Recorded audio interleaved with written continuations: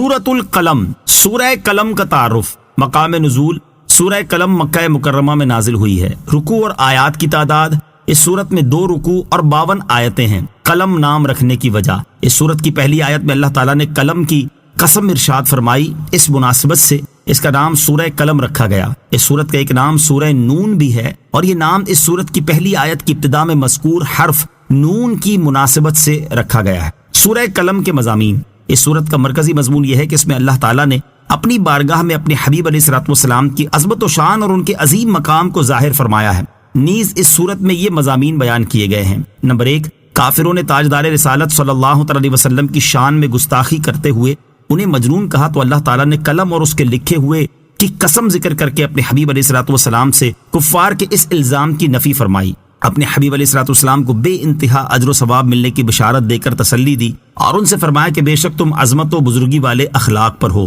اس کے بعد مجموعی طور پر کفار کے 16 اور جس کافر نے گستاخی کی اس کے 10 عیب بیان کر کے اسے ذلیل و رسوا کر دیا۔ نمبر 2، کفار مکہ کے سامنے ایک باغ والوں کی مثال بیان کی گئی کہ جب انہوں نے اللہ تعالیٰ کی نعمتوں کی ناشکری کی اور حقداروں کو ان کا حق نہ دینے کا عزم کیا، تو اللہ تعالیٰ نے اس باغ کو جلا کر خاکستر کر دیا، اور انہیں بتایا گیا کہ جو اللہ تعالیٰ کی حدوں سے تجاوز کرے اور اس کے حکم کی مخالفت کرے تو اس کے لیے بھی اللہ تعالیٰ کی ایسی ہی سزا ہوتی ہے۔ لہٰذا وہ ہوش میں آئیں اور اپنا انجام خود سوچ لیں کہ دنیا کی سزا اتنی دردناک ہے تو آخرت کی سزا کیسی ہوگی۔ نمبر 3، یہ بتایا گیا کہ کافروں کا یہ دعویٰ غلط ہے کہ مسلمان اور کافر ایک جیسے ہیں، اور اس دعوے پر ان کے پاس کوئی دلیل نہیں۔ نمبر 4، حشر کے میدان میں کفار کی ذلت و رسوائی بیان کی گئی، اور حضور اقدس علیہ الصلوۃ والسلام کو کفار کی طرف سے پہنچنے والی ایذاؤں پر صبر کرنے اور ہر حال میں حکم الہی کے انتظار و پیروی کرنے کی تلقین کی گئی، اور اسی سلسلے میں حضرت یونس علیہ الصلوۃ والسلام کا واقعہ بیان کیا گیا۔ نمبر 5، اس سورت کے آخر میں کفار کے حسد و عناد کا ذکر کیا گیا، اور یہ بتایا گیا کہ سید المرسلین علیہ الصلوۃ والسلام تمام جہانوں کے لیے شرف کا باعث ہیں، تو ان کی طرف جنون کی نسبت کس طرح کی جا سکتی ہے۔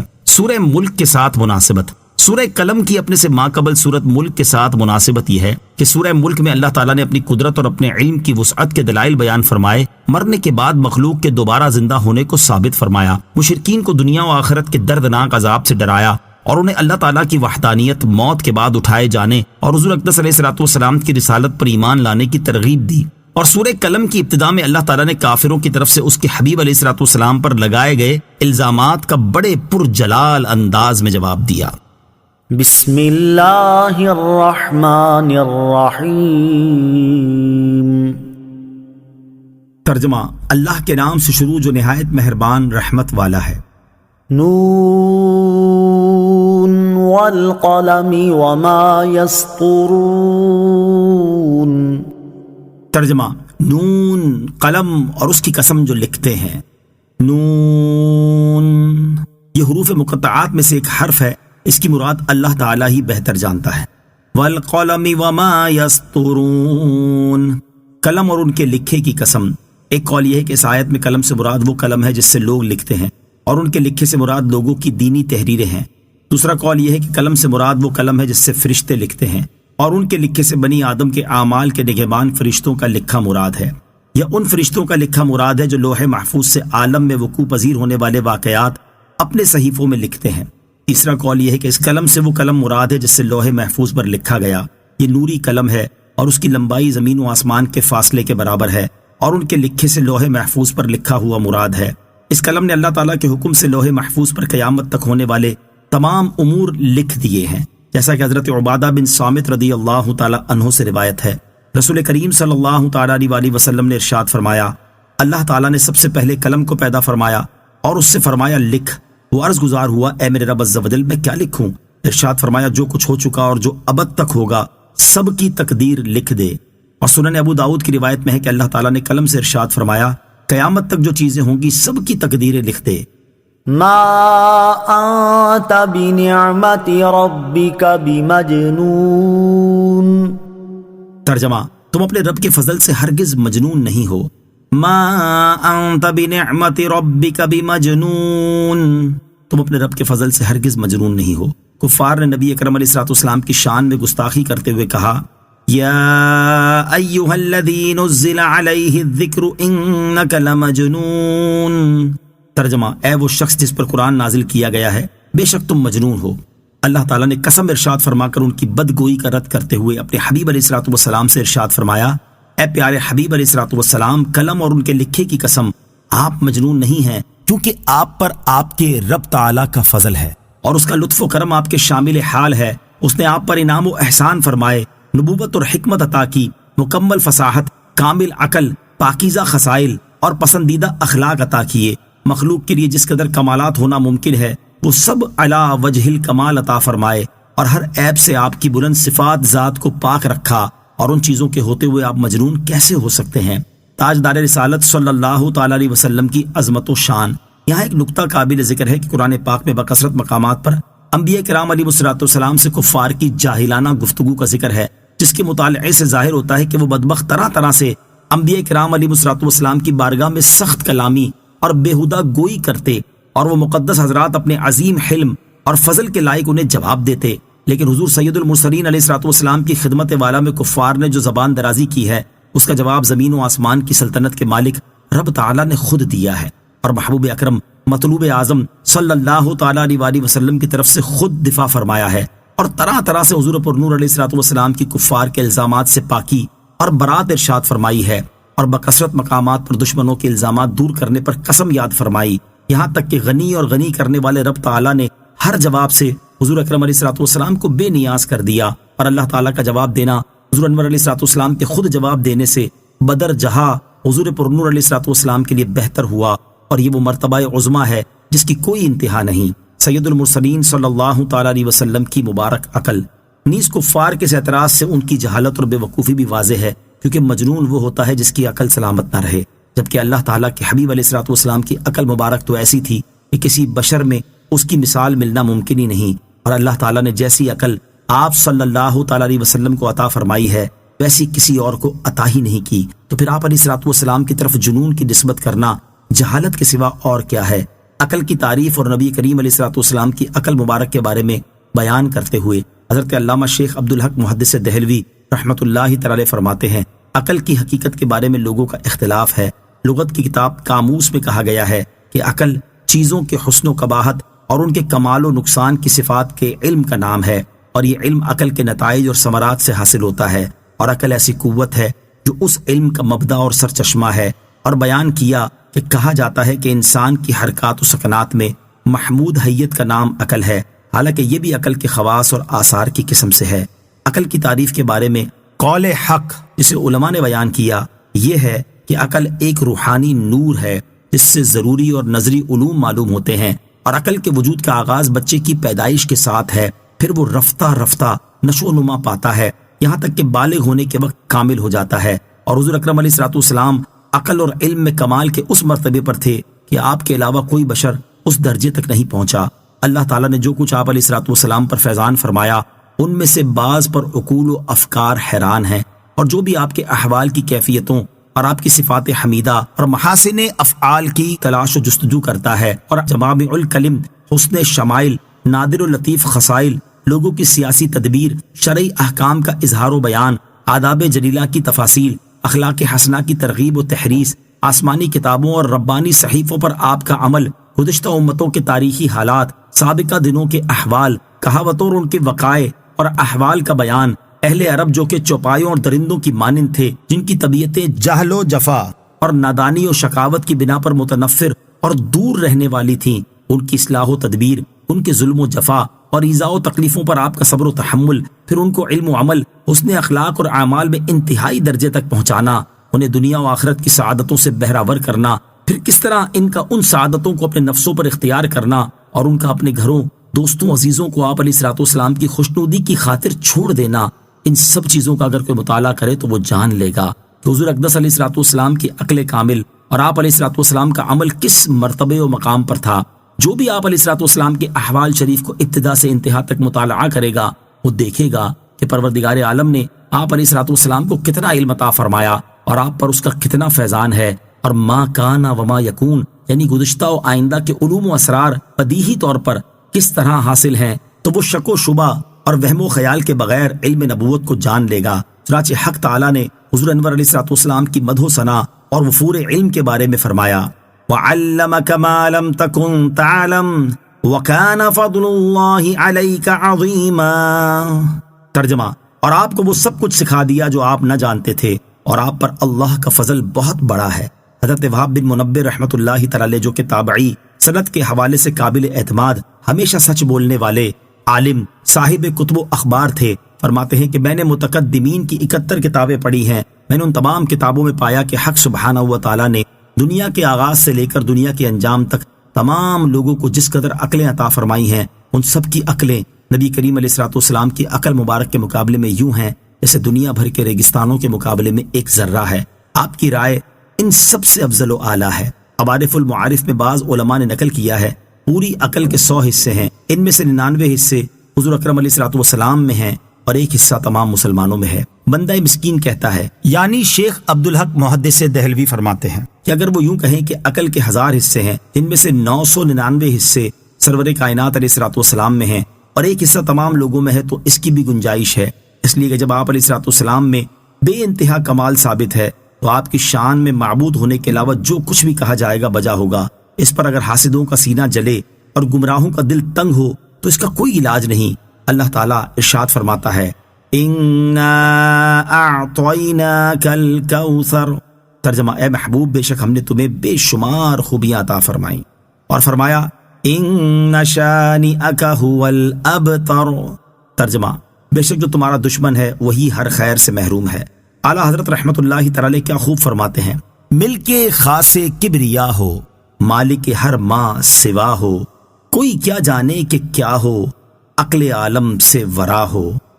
وَإِنَّ لَكَ لَأَجْرًا غَيْرَ مَمْنُونٍ۔ ترجمہ، اور یقیناً تمہارے لیے ضرور بے انتہا ثواب ہے۔ وَإِنَّ لَكَ لَأَجْرًا غَيْرَ مَمْنُونٍ،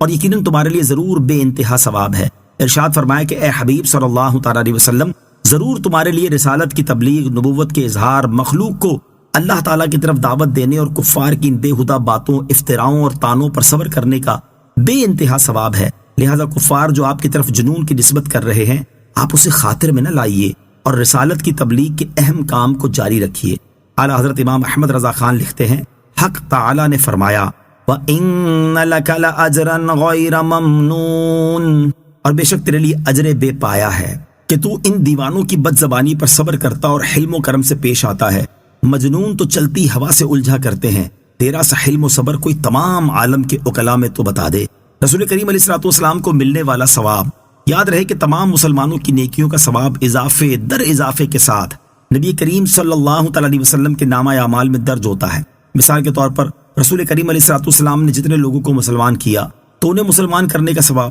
حضور علیہ الصلوۃ والسلام کو ملے گا، اور ان کے تمام نیک اعمال کا ثواب ان کے ساتھ ساتھ حضور اکرم علیہ الصلوۃ والسلام کو بھی ملے گا۔ اسی طرح ان مسلمانوں نے آگے جتنے لوگوں کو مسلمان کیا تو ان کو مسلمان کرنے اور ان کی نیکیوں کا ثواب ان مسلمانوں کو بھی ملے گا، اور ان کے ثواب کے ساتھ مل کر اضافے کے ساتھ سرکار دو عالم علیہ الصلوۃ والسلام کو بھی ملے گا۔ اسی طرح قیامت تک سلسلہ در سلسلہ جتنے لوگ مسلمان ہوتے جائیں گے اور نیک اعمال کرتے جائیں گے، سب کے مسلمان ہونے اور نیک اعمال کرنے کا ثواب بے انتہا اضافے کے ساتھ سید المرسلین صلی اللہ تعالی علیہ وسلم کو بھی ملے گا۔ اسی طرح کا مضمون علامہ عبد الرؤف مناوی رحمۃ اللہ تعالی علیہ نے فیض القدیر کی جلد نمبر 11 کے صفحہ نمبر 5799 پر امام مقریزی رحمۃ اللہ تعالی کے حوالے سے ذکر کیا ہے، اور ہدایت کی دعوت دینے والوں اور دین میں اچھا طریقہ جاری کرنے والوں کے بارے میں حضرت ابو ہریرہ رضی اللہ تعالیٰ عنہ سے روایت ہے، رسول کریم علیہ الصلوۃ والسلام نے ارشاد فرمایا، جس شخص نے ہدایت کی دعوت دی اسے اس ہدایت کی پیروی کرنے والوں کے برابر اجر ملے گا اور ان کے اجروں میں کوئی کمی نہیں ہوگی، اور جس شخص نے کسی گمراہی کی دعوت دی اسے اس گمراہی کی پیروی کرنے والوں کے برابر گناہ ہوگا اور ان کے گناہوں میں کوئی کمی نہیں ہوگی۔ اور حضرت جریر بن عبداللہ رضی اللہ تعالیٰ عنہ سے روایت ہے، سید المرسلین صلی اللہ تعالی علیہ وسلم نے ارشاد فرمایا، جس شخص نے مسلمانوں میں کسی نیک طریقے کی ابتدا کی اور اس کے بعد اس طریقے پر عمل کیا گیا تو اس طریقے پر عمل کرنے والوں کا اجر بھی اس کے نامہ اعمال میں لکھا جائے گا اور عمل کرنے والوں کے اجر میں کمی نہیں ہوگی۔ اور جس شخص نے مسلمانوں میں کسی برے طریقے کی ابتدا کی اور اس کے بعد اس طریقے پر عمل کیا گیا تو اس طریقے پر عمل کرنے والوں کا گناہ بھی اس شخص کے نامہ اعمال میں لکھا جائے گا اور عمل کرنے والوں کے گناہ میں کوئی کمی نہیں ہوگی۔ سید العالمین صلی اللہ تعالی علیہ وسلم کا صبر، حلم اور عفو و درگزر، یہاں تاجدار رسالت صلی اللہ تعالی علیہ وسلم کے صبر، حلم اور عفو و درگزر کی کچھ جھلک سماعت کیجیے۔ چنانچہ حدیث اور سیرت کی کتابوں میں مذکور ہے کہ نبی اکرم علیہ الصلوۃ والسلام نے کسی سے اپنی ذات کا بدلہ نہیں لیا، بلکہ آپ علیہ الصلوۃ والسلام زیادتی کرنے والوں کے عمل پر حلم اور صبر کا مظاہرہ کرتے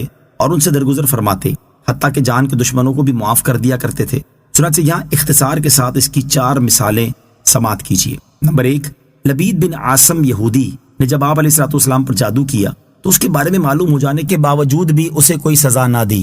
نمبر 2، یہودی عورت زینب نے گوشت میں زہر ملا کر آپ علیہ الصلوۃ والسلام کو کھلا دیا تو اپنی ذات کی وجہ سے اس سے کوئی بدلہ نہ لیا، البتہ جب اس زہر کے اثر سے ایک صحابی رضی اللہ تعالیٰ عنہ انتقال فرما گئے تو اس عورت پر شرعی سزا نافذ فرمائی۔ نمبر 3، غورث بن حارث نے آپ صلی اللہ تعالیٰ علیہ وسلم کو شہید کرنے کی کوشش کی تو آپ علیہ الصلوۃ والسلام نے اس پر غالب آ جانے کے باوجود اسے معاف کر دیا۔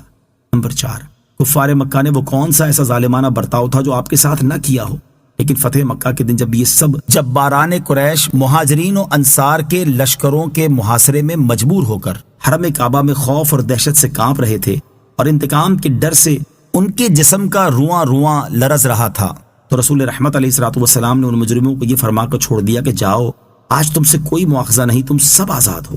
مختصر یہ کہ حضور پر نور علیہ الصلوۃ والسلام کی پوری سیرت طیبہ میں صبر، حلم اور عفو و درگزر کی اتنی مثالیں موجود ہیں کہ جنہیں شمار کیا جائے تو ایک انتہائی ضخیم کتاب مرتب ہو سکتی ہے۔ وَإِنَّكَ لَعَلَى خُلُقٍ عَظِيمٍ۔ ترجمہ، اور بے شک تم یقیناً عظیم اخلاق پر ہو۔ وَإِنَّكَ لَعَلَى خُلُقٍ عَظِيمٍ، اور بے شک تم یقیناً عظیم اخلاق پر ہو۔ علامہ علی بن محمد خازن رحمۃ اللہ تعالی علیہ فرماتے کہ یہ آیت گویا کہ ما انت بنعمت ربک بمجنون کی تفسیر ہے، کیونکہ تاجدار رسالت صلی اللہ تعالی علیہ وسلم کے قابل تعریف اخلاق اور پسندیدہ افعال آپ کی ذات مبارکہ سے ظاہر تھے، اور جس کی ایسی شان ہو اس کی طرف جنون کی نسبت کرنا درست نہیں۔ اعلیٰ حضرت امام احمد رضا خان رحمۃ اللہ تعالی علیہ لکھتے ہیں، حق جل وعلا نے فرمایا وَإِنَّكَ لَعَلَى خُلُقٍ عَظِيمٍ، اور بے شک تو بڑے عظمت والے ادب تہذیب پر ہے کہ ایک حلم و صبر کیا، تیری جو خصلت ہے اس درجہ عظیم و با شوکت ہے کہ اخلاق عاقلان جہاں مجتمع ہو کر اس کے ایک شمع یعنی قلیل مقدار کو نہیں پہنچتے، پھر اس سے بڑھ کر اندھا کون جو تجھے ایسے لفظ سے یاد کرے۔ حضور اقدس صلی اللہ تعالی علیہ وآلہ وسلم کے مبارک اخلاق۔ اللہ تعالیٰ نے اپنے حبیب علیہ الصلوۃ والسلام کے اخلاق کریمہ کے بارے میں بیان کرتے ہوئے ایک اور مقام پر ارشاد فرمایا، فَبِمَا رَحْمَةٍ مِّنَ اللَّهِ لِنتَ لَهُمْ وَلَوْ كُنتَ فَظًّا غَلِيظَ الْقَلْبِ لَانفَضُّوا مِنْ حَوْلِكَ۔ ترجمہ، تو اے حبیب، اللہ کی کتنی بڑی مہربانی ہے کہ آپ ان کے لیے نرم دل ہیں، اور اگر آپ ترش مزاج سخت دل ہوتے تو یہ لوگ ضرور آپ کے پاس سے بھاگ جاتے۔ اور حضرت جابر رضی اللہ تعالیٰ عنہ سے روایت ہے، نبی کریم صلی اللہ تعالیٰ علیہ وسلم نے ارشاد فرمایا، اللہ تعالیٰ نے اخلاق کے درجات مکمل کرنے اور اچھے اعمال کے کمالات پورے کرنے کے لیے مجھ کو بھیجا۔ حضرت سعد بن حشام رضی اللہ تعالیٰ عنہ فرماتے ہیں، میں نے حضرت عائشہ صدیقہ رضی اللہ تعالیٰ عنہا سے دریافت کیا، اے ام المومنین رضی اللہ تعالیٰ عنہا، مجھے رسول اللہ صلی اللہ تعالیٰ علیہ وسلم کے اخلاق کے بارے میں بتائیے۔ حضرت عائشہ صدیقہ رضی اللہ تعالیٰ عنہا نے فرمایا، کیا تم قرآن نہیں پڑھتے؟ میں نے عرض کی کیوں نہیں؟ تو آپ نے ارشاد فرمایا، رسول اللہ صلی اللہ تعالیٰ علیہ وسلم کا خلق قرآن ہی تو ہے۔ اور علامہ عبد المصطفیٰ اعظمی رحمۃ اللہ تعالیٰ علیہ لکھتے ہیں، حضور نبی کریم علیہ الصلوۃ والسلام محاسن اخلاق کے تمام گوشوں کے جامع تھے، یعنی حلم و عفو، رحم و کرم، عدل و انصاف، جود و سخا،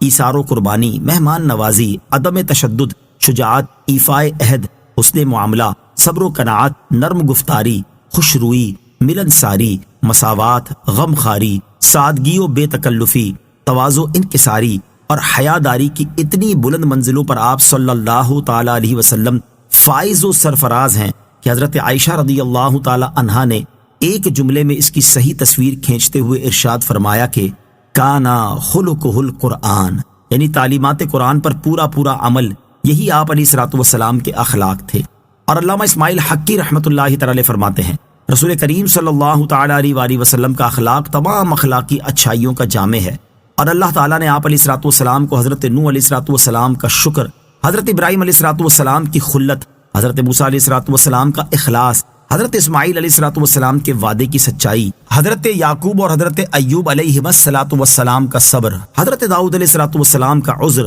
حضرت سلیمان اور حضرت عیسیٰ علیہ الصلوۃ والسلام کی عاجزی، اور ان کے علاوہ تمام انبیاء علیہ الصلوۃ والسلام کے اخلاق عطا فرمائے، اور یہ وہ مقام ہے جو تمام انبیاء کرام علیہ الصلوۃ والسلام میں سے صرف سید المرسلین صلی اللہ تعالی علیہ وآلہ وسلم کو عطا ہوا ہے۔ اعلیٰ حضرت امام احمد رضا خان علیہ رحمت الرحمان کیا خوب فرماتے ہیں، تیرے خلق کو حق نے عظیم کہا، تیری خلق کو حق نے جمیل کیا، کوئی تجھ سا ہوا ہے نہ ہوگا شہا، تیرے خالق حسن و ادا کی قسم۔ علم اور عمل دونوں اعتبار سے کامل اور جامع شخصیت۔ یہاں ایک نکتہ قابل ذکر ہے، اللہ تعالیٰ نے اپنے حبیب علیہ الصلوۃ والسلام کے علم مبارک کے بارے میں ارشاد فرمایا، وَأَنزَلَ اللَّهُ عَلَيْكَ الْكِتَابَ وَالْحِكْمَةَ وَعَلَّمَكَ مَا لَمْ تَكُنْ تَعْلَمْ وَكَانَ فَضْلُ اللَّهِ عَلَيْكَ عَظِيمًا۔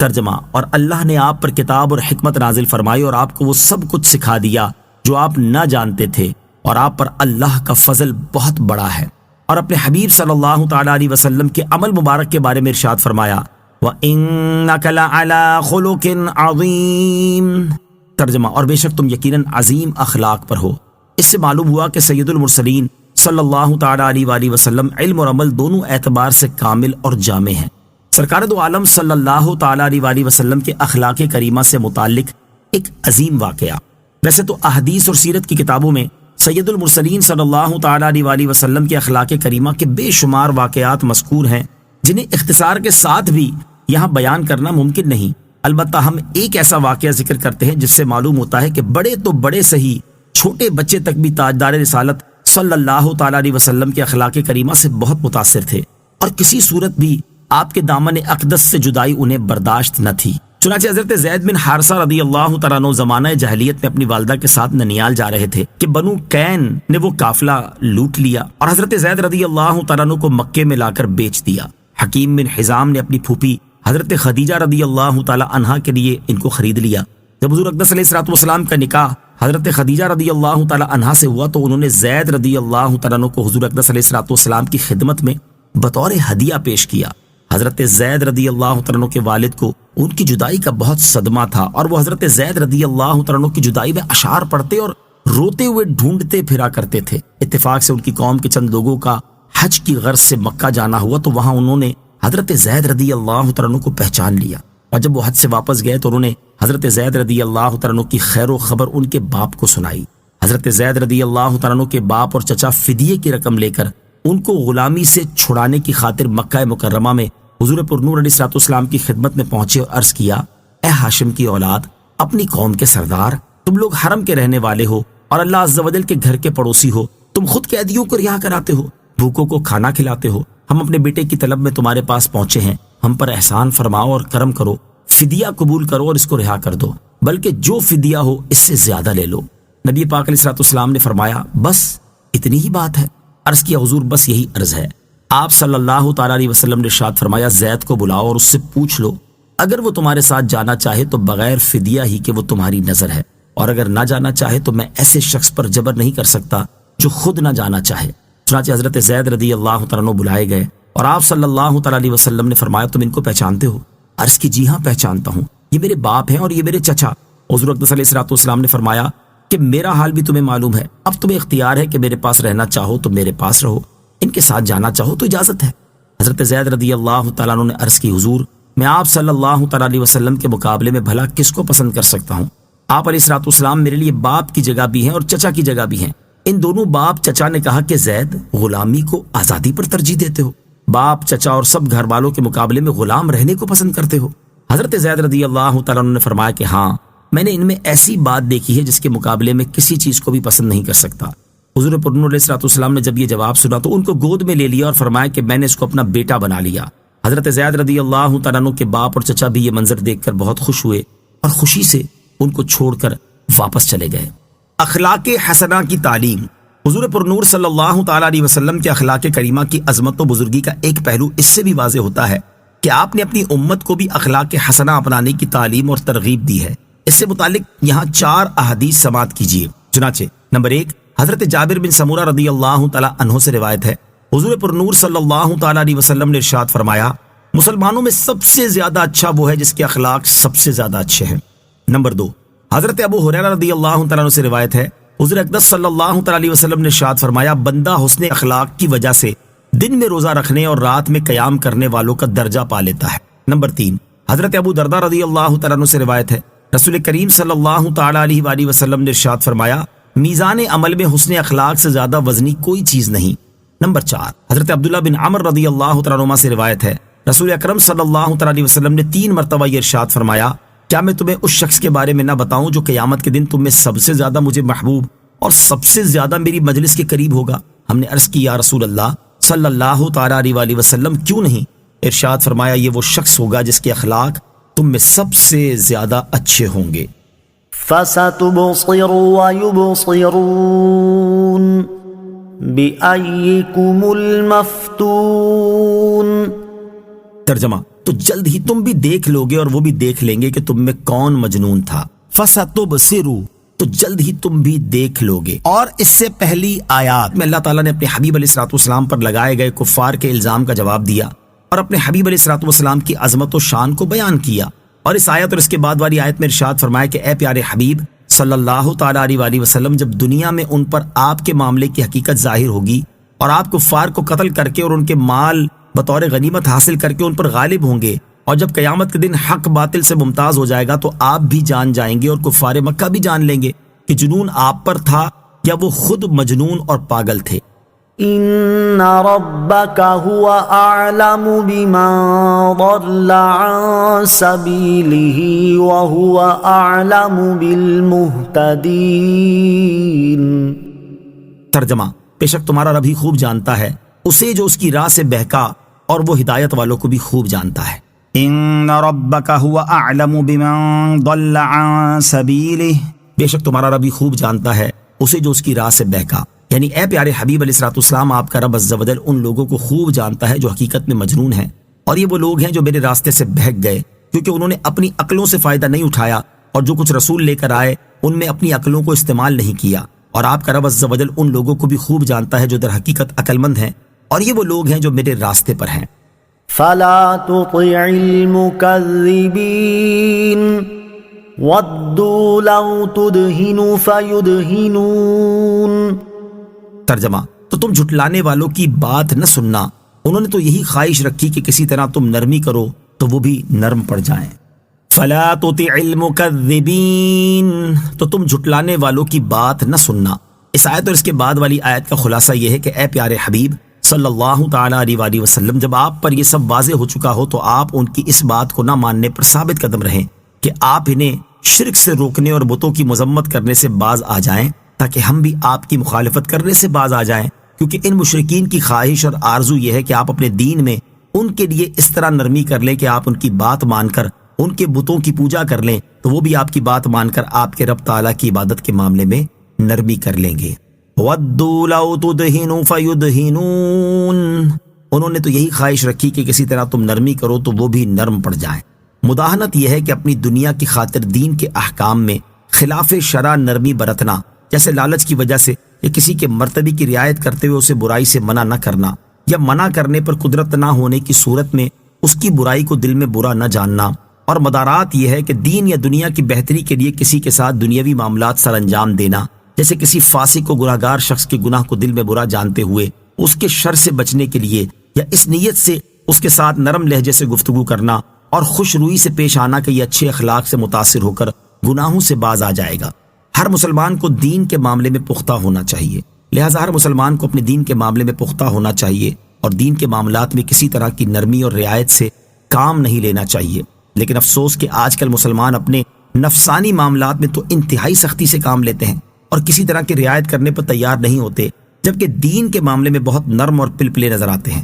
کسی کو برائی کرتے ہوئے، اسلام کے احکامات کو پامال کرتے ہوئے اور اسلام کے احکامات کا مذاق اڑاتے ہوئے دیکھ کر اسے روکنے پر قادر ہونے کے باوجود اس کی رعایت کرتے ہوئے یا کسی لالچ کی وجہ سے اسے نہیں روکتے، اور جب کسی سے اپنی ذات کو تکلیف پہنچے یا ان کا کوئی نقصان کر بیٹھے تو خوب شور مچاتے ہیں۔ اور بعض مسلمان کہلانے والے تو ایسے ہیں کہ یہودیوں، عیسائیوں اور دیگر کفار سے دوستی اور محبت کے رشتے قائم کرتے، ان کی خاطر اسلام کے بعض احکامات پر عمل کرنا چھوڑتے، ان کی خوشنودی حاصل کرنے کے لیے ان کی مذہبی رسومات کا اہتمام کرتے، ان کے ہاں ان کی مذہبی رسومات میں شرکت کرتے، انہیں مساجد میں بلوا کر اور مسلمانوں سے اونچا بٹھا کر مسلمانوں کو ان کی تقریریں سنواتے اور ان سے اتحاد اور یگان گت کرنے کی کوشش کرتے، اور دیگر مسلمانوں کو اس کی ترغیب دینے کے لیے باقاعدہ پروگرام منعقد کرتے ہیں۔ حالانکہ اللہ تعالیٰ نے مسلمانوں کو کفار و مشرکین سے دوستی کرنے اور ان سے محبت کا رشتہ استوار کرنے سے منع کیا اور اس سے بچنے کا حکم دیا ہے، اور کفار سے دوستی اور محبت کرنے کو منافقوں کی خصلت بتایا ہے۔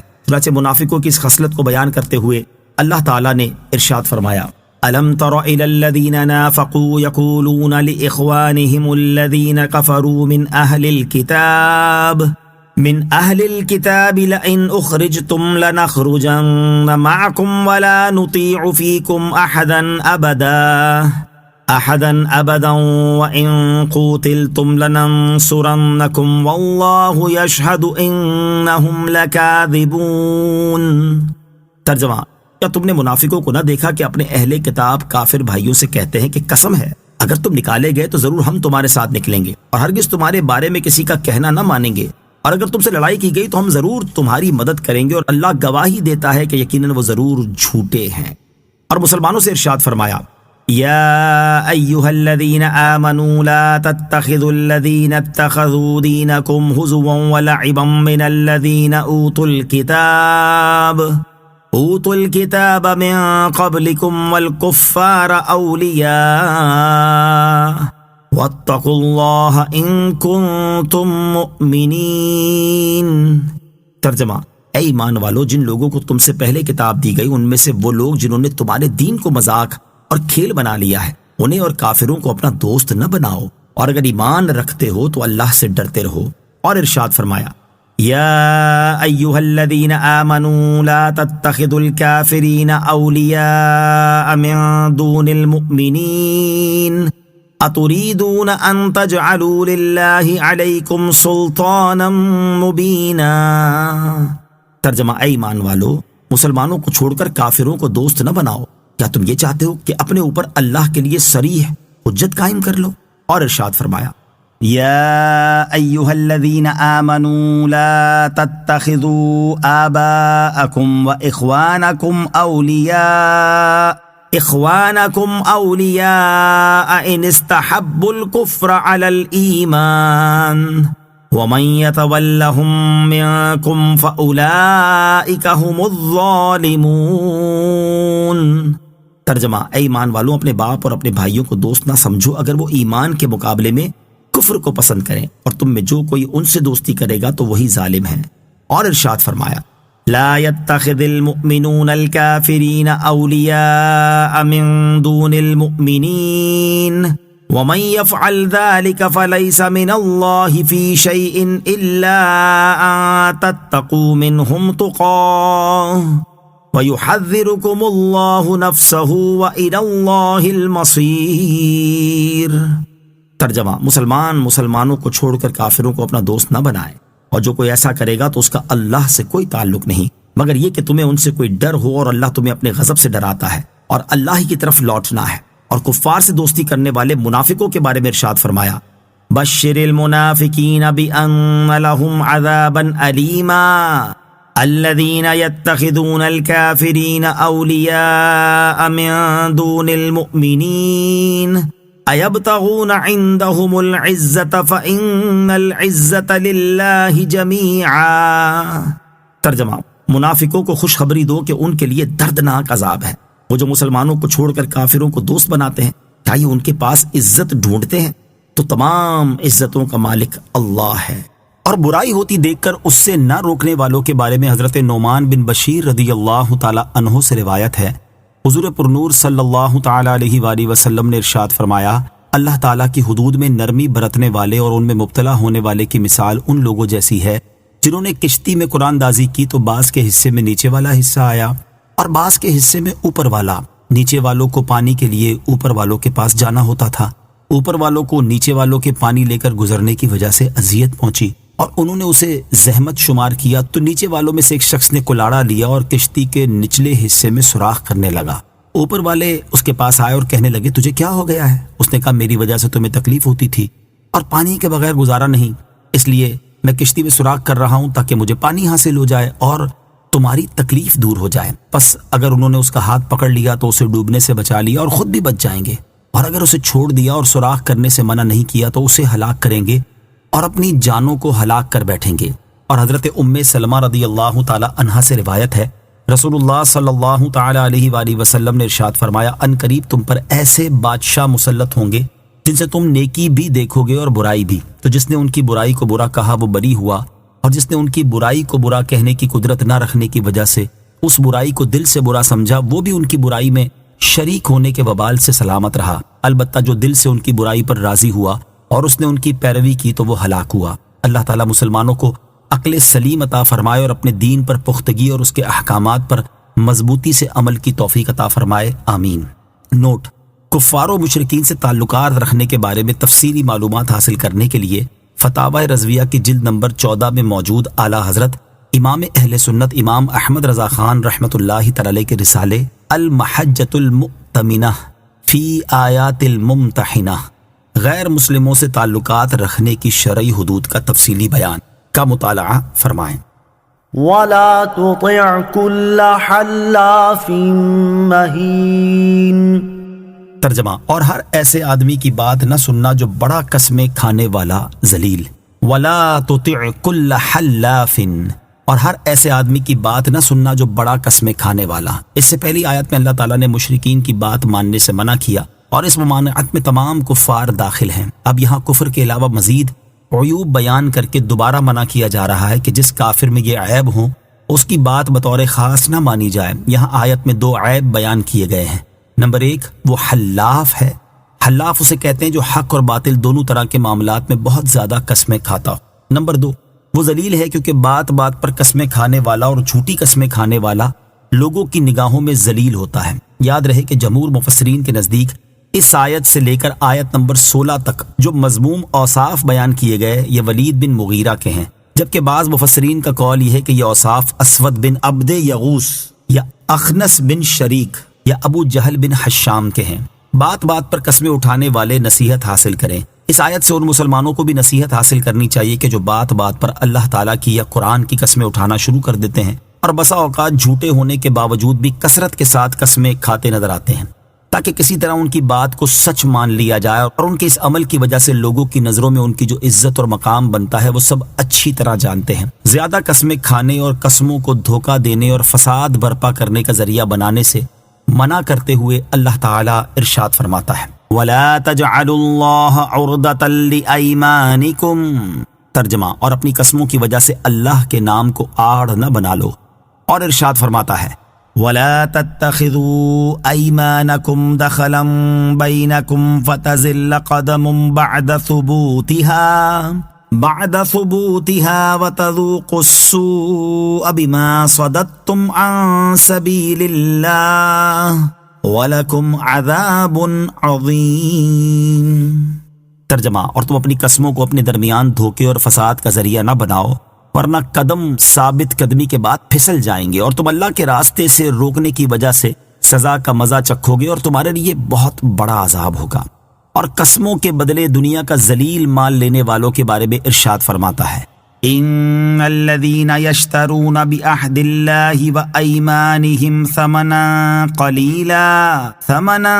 قليلا اولئك لا خلاق لهم في الاخره ولا يكلمهم الله ولا ينظر اليهم يوم القيامه ولا يزكيهم ولهم عذاب اليم۔ ترجمہ: بے شک وہ لوگ جو اللہ کے وعدے اور اپنی قسموں کے بدلے تھوڑی سی قیمت لیتے ہیں ان لوگوں کے لیے آخرت میں کچھ حصہ نہیں، اور اللہ قیامت کے دن نہ تو ان سے کلام فرمائے گا اور نہ ان کی طرف نظر کرے گا اور نہ انہیں پاک کرے گا، اور ان کے لیے دردناک عذاب ہے۔ اللہ تعالیٰ مسلمانوں کو ہدایت اور عقل سلیم عطا فرمائے، آمین۔ ہمازٍ مشاء بنمیم۔ ترجمہ: سامنے سامنے بہت تانے دینے والا، چغلی کے ساتھ ادھر ادھر بہت پھرنے والا۔ ہماز،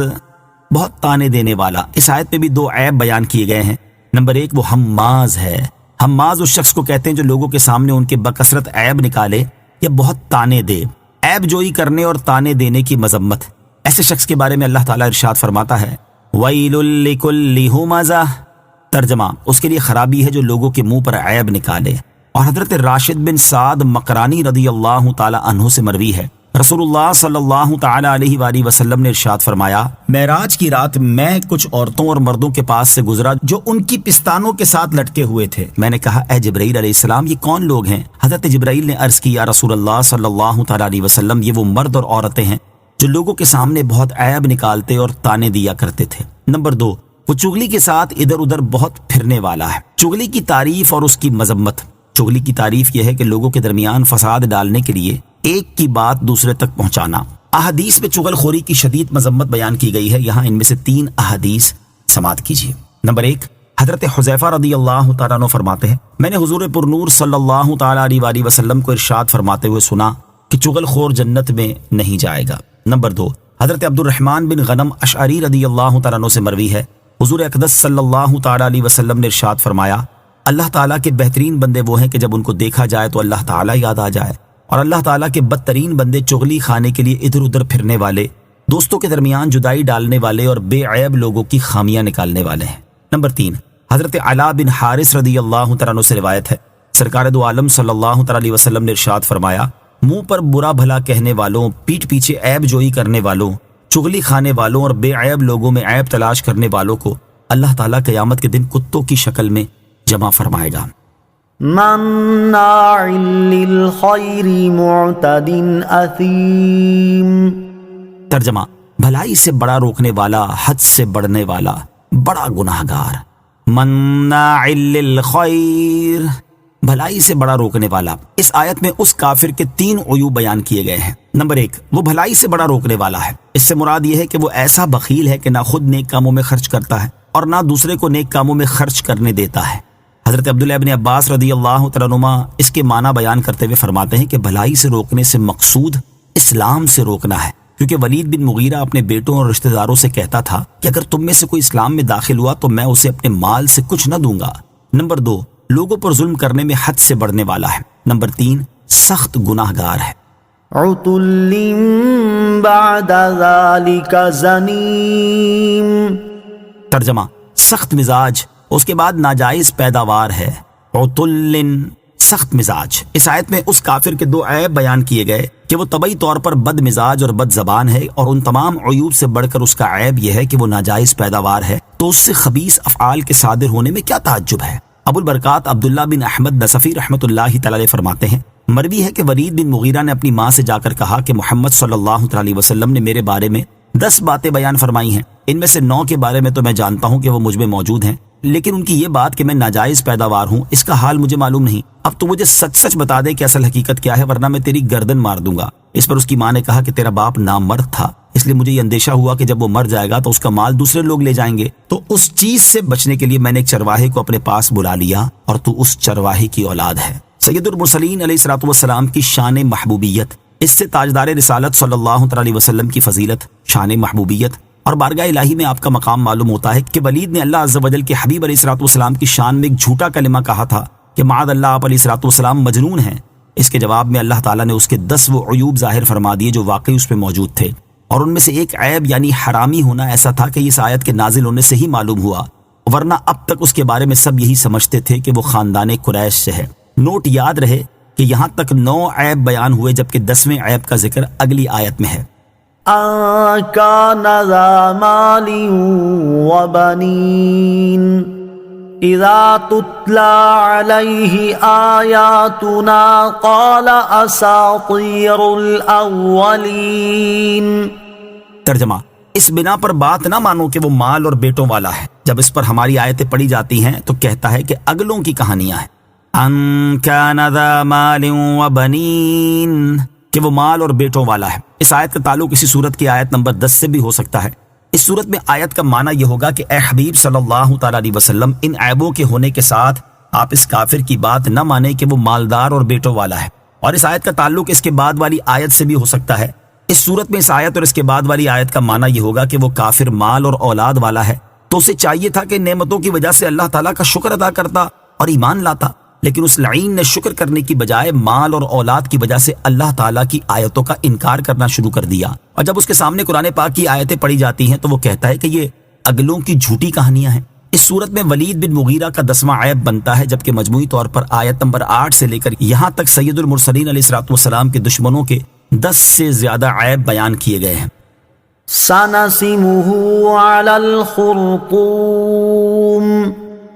ترجمہ، قریب ہے کہ ہم اس کی سور کسی تھوتنی پر داغ دیں گے۔ سنسمہ علی الخرطوم،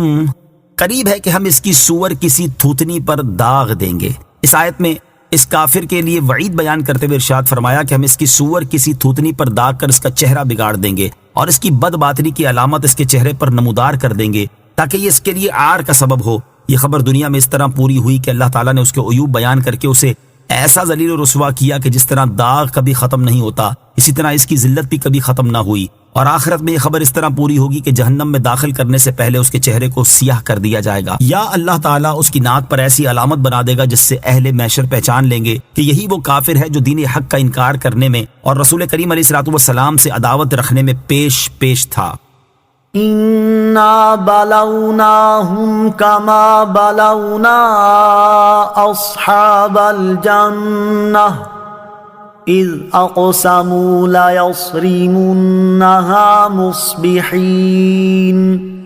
ترجمہ، بے شک ہم نے انہیں جانچا جیسا باغ والوں کو جانچا تھا جب انہوں نے قسم کھائی کہ ضرور صبح ہوتے اس باغ کو کاٹ لیں گے۔ اِنَّا بَلَوْنَاهُمْ كَمَا بَلَوْنَا أَصْحَابَ الْجَنَّةِ، بے شک ہم نے ان کو جانچا جیسا باغ والوں کو جانچا تھا۔ اس آیت کا معنی یہ ہے کہ ہم نے کفار مکہ کو مال اور دولت شکر ادا کرنے کے لیے دی تھی، نہ کہ تکبر اور سرکشی کرنے کے لیے۔ تو جب انہوں نے تکبر کیا اور میرے حبیب صلی اللہ تعالیٰ علیہ وسلم سے دشمنی مول لی تو ہم نے اپنے حبیب صلی اللہ تعالیٰ علیہ وسلم کی اس دعا سے کہ یا رب عز و جل انہیں ایسی قحط سالی میں مبتلا کر جیسی حضرت یوسف علیہ الصلوۃ والسلام کے زمانے میں ہوئی تھی، نیز کفار مکہ کو بھوک اور قحط کے ذریعے آزمائش میں مبتلا کر دیا گیا جیسا کہ باغ والوں کو کیا تھا۔ چنانچہ کفار مکہ قحط کی مصیبت میں اس قدر مبتلا کیے گئے کہ وہ بھوک کی شدت میں مردار اور ہڈیاں تک کھا گئے۔ باغ والوں کا واقعہ، اس آیت میں جس باغ کی مثال دے کر اس کا واقعہ بیان کیا گیا اس کا نام دردان تھا۔ یہ باغ یمن کے شہر صنعاء سے 2 فرسنگ یعنی 6 میل کے فاصلے پر سر راہ واقع تھا۔ اس باغ کا مالک ایک نیک مرد تھا اور وہ باغ کے پھل کثرت سے فقراء کو دیتا تھا۔ اس کی عادت یہ تھی کہ جب باغ میں جاتا تو فقراء کو بلا لیتا اور تمام گرے پڑے پھل فقراء لے لیتے، پھر باغ میں بستر بچھا دیے جاتے اور جب پھل توڑے جاتے تو جتنے پھل بستروں پر گرتے وہ بھی فقراء کو دے دیے جاتے، اور جو خالص اپنا حصہ ہوتا اس سے بھی وہ 10واں حصہ فقراء کو دے دیتا۔ اسی طرح کھیتی کاٹتے وقت بھی اس نے فقراء کے حقوق بہت زیادہ مقرر کیے ہوئے تھے۔ اس کے انتقال کے بعد اس کے 3 بیٹے وارث ہوئے۔ انہوں نے باہم مشورہ کیا کہ مال قلیل ہے اور کنبہ بہت زیادہ ہے، اس لیے اگر والد کی طرح ہم بھی خیرات جاری رکھیں تو تنگ دست ہو جائیں گے۔ اس پر انہوں نے آپس میں مل کر قسمیں کھائیں کہ صبح سویرے لوگوں کے اٹھنے سے پہلے ہی باغ میں چل کر پھل توڑ لیں گے تاکہ مسکینوں کو خبر نہ ہو۔ ولا يستثنون فطاف عليها طائف من ربك وهم نائمون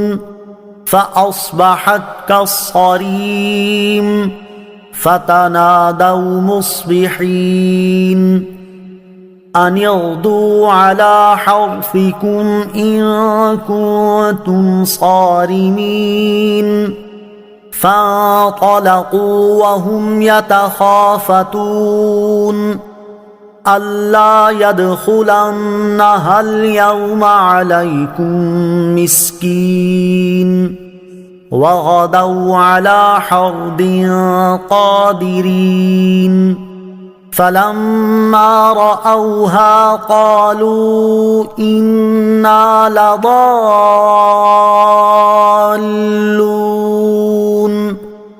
بل نحن محرومون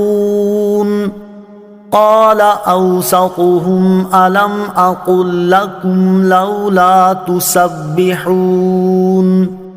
قالوا سبحان ربنا إنا كنا ظالمين فأقبل بعضهم على بعض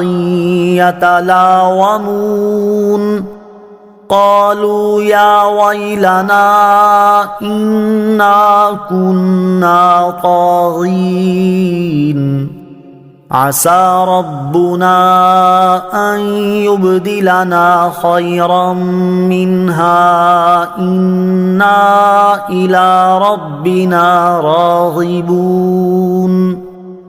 ترجمہ، اور انشاءاللہ نہیں کہہ رہے تھے تو اس باغ پر تیرے رب کی طرف سے ایک پھیری کرنے والا پھیری کر گیا جبکہ وہ سو رہے تھے، تو صبح کے وقت وہ باغ سیاہ رات کی طرح ہو گیا۔ پھر انہوں نے صبح ہوتے ایک دوسرے کو پکارا کہ اگر تم کاٹنا چاہتے ہو تو صبح سویرے اپنی کھیتی پر چلو، تو وہ چلے اور آپس میں آہستہ آہستہ کہتے جاتے تھے کہ ہرگز آج کوئی مسکین تمہارے پاس باغ میں آنے نہ پائے، اور وہ خود کو روکنے پر قادر سمجھتے ہوئے صبح سویرے چلے۔ پھر جب انہوں نے اس باغ کو دیکھا تو کہنے لگے بے شک ہم ضرور راستہ بھٹک گئے ہیں، بلکہ ہم محروم ہو گئے ہیں۔ ان میں جو بہتر تھا اس نے کہا کیا میں تم سے نہیں کہتا تھا کہ تم تسبیح کیوں نہیں کرتے؟ انہوں نے کہا ہمارا رب پاک ہے، بے شک ہم ظالم تھے۔ پھر وہ ایک دوسرے کی طرف ملامت کرتے متوجہ ہوئے، بولے ہائے ہماری خرابی، بے شک ہم سرکش تھے، امید ہے کہ ہمارا رب ہمیں اس سے بہتر بدل دے، یقیناً اب ہم اپنے رب کی طرف ہی رغبت رکھنے والے ہیں۔ ولا یستثنون، اور انشاء اللہ نہیں کہہ رہے تھے۔ اس آیت اور اس کے بعد والی 14 آیات میں اس واقعے کا بقیہ حصہ بیان کیا گیا ہے۔ اس کا خلاصہ یہ ہے کہ انہوں نے صبح سویرے پھل توڑنے کی قسم کھائی اور انشاء اللہ کہنا بھول گئے۔ پھر یہ لوگ تو قسمیں کھا کر سو گئے، اور اس باغ پر اللہ تعالیٰ کے حکم سے رات میں ایک آگ آئی جو اسے تباہ کر گئی، اور صبح کے وقت وہ باغ جل کر سیاہ رات کی طرح ہو گیا، اور ان لوگوں کو اس کی کچھ خبر نہ ہوئی۔ یہ صبح سویرے اٹھے اور ایک دوسرے کو پکارا کہ اگر تم باغ کا پھل کاٹنا چاہتے ہو تو صبح منہ اندھیرے اپنی کھیتی پر چلو۔ چنانچہ وہ لوگ باغ کی طرف چلے اور اس دوران آپس میں آہستہ آہستہ کہتے جاتے تھے کہ ہرگز آج کوئی مسکین تمہارے باغ میں آنے نہ پائے، اور وہ اپنے آپ کو اس ارادے پر قادر سمجھتے ہوئے صبح سویرے چلے کہ کسی مسکین کو اندر نہ آنے دیں گے اور وہ تمام پھل اپنے قبضے میں لائیں گے۔ پھر جب باغ کے قریب پہنچے اور انہوں نے اس باغ کو دیکھا کہ وہ جل چکا ہے اور اس میں پھل کا نام و نشان نہیں، تو کہنے لگے بے شک ہم کسی اور باغ پر پہنچ گئے ہیں، کیونکہ ہمارا باغ تو بہت پھلدار ہے۔ پھر جب غور کیا اور اس کے در و دیوار کو دیکھا اور پہچان لیا کہ یہ اپنا ہی باغ ہے، تو کہنے لگے ہم راستہ نہیں بھولے بلکہ حقدار مسکینوں کو روکنے کی نیت کر کے ہم خود اس کے پھل سے محروم ہو گئے ہیں۔ ان میں سے جو عقل مند تھا اس نے کہا کیا میں تم سے نہیں کہتا تھا کہ تم اللہ تعالیٰ کی تسبیح کیوں نہیں کرتے اور اس برے ارادے سے توبہ کیوں نہیں کرتے اور اللہ تعالیٰ کی نعمت کا شکر کیوں نہیں بجا لاتے؟ اس پر سب نے کہا ہمارا رب عز و جل پاک ہے، بے شک ہم ظالم تھے۔ اور اس وقت وہ ملامت کرتے ہوئے ایک دوسرے کی طرف متوجہ ہوئے، اور آخر کار ان سب نے اعتراف کیا کہ ہم سے خطا ہوئی اور ہم حد سے تجاوز کر گئے۔ وہ کہنے لگے ہائے ہماری خرابی، بے شک ہم سرکش تھے کہ ہم نے اللہ تعالیٰ کی نعمت کا شکر نہ کیا اور اپنے باپ دادا کے نیک طریقے کو چھوڑ دیا۔ امید ہے کہ ہمارا رب عز و جل ہمیں اس سے بہتر بدل دے۔ اب ہم اپنے رب عز و جل کی طرف ہی رغبت رکھنے والے ہیں اور اس کے عفو و کرم کی امید رکھتے ہیں۔ ان لوگوں نے سچے دل سے اور اخلاص کے ساتھ توبہ کی تو اللہ تعالیٰ نے انہیں اس کے بدلے اس سے بہتر باغ عطا فرمایا جس کا نام باغ حیوان تھا، اور اس میں کثیر پیداوار ہوئی۔ كذلك العذاب ولعذاب الآخرة أكبر لو كانوا يعلمون۔ ترجمہ، سزا ایسی ہی ہوتی ہے اور بے شک آخرت کی سزا سب سے بڑی ہے، کیا ہی اچھا ہوتا اگر لوگ جانتے۔ كذلك العذاب، سزا ایسی ہی ہوتی ہے۔ اس آیت میں اللہ تعالیٰ نے کفار مکہ کو اپنے عذاب سے ڈراتے ہوئے فرمایا کہ اے کفار مکہ، جس طرح ہم نے باغ والوں کے ساتھ کیا، اس طرح جو ہماری حدوں سے تجاوز کرے اور ہمارے حکم کی مخالفت کرے اس کے لیے بھی ہماری سزا ایسی ہی ہوتی ہے۔ لہٰذا ہوش میں آؤ اور اپنا انجام خود سوچ لو کہ یہ تو دنیا کی سزا ہے اور بے شک آخرت کی سزا سب سے بڑی ہے۔ کیا ہی اچھا ہوتا اگر لوگ آخرت کے عذاب کو جانتے اور اس سے بچنے کے لیے اللہ تعالیٰ اور اس کے رسول صلی اللہ تعالی علیہ وآلہ وسلم کی فرما برداری کرتے۔ ان للمتقین عند ربهم جنات النعیم افنجعل المسلمین کالمجرمین ما لکم کیف تحکمون۔ ترجمہ، بے شک ڈر والوں کے لیے ان کے رب کے پاس چین کے باغ ہیں، تو کیا ہم مسلمانوں کو مجرموں جیسا کر دیں؟ تمہیں کیا ہوا، کیسا حکم لگاتے ہو؟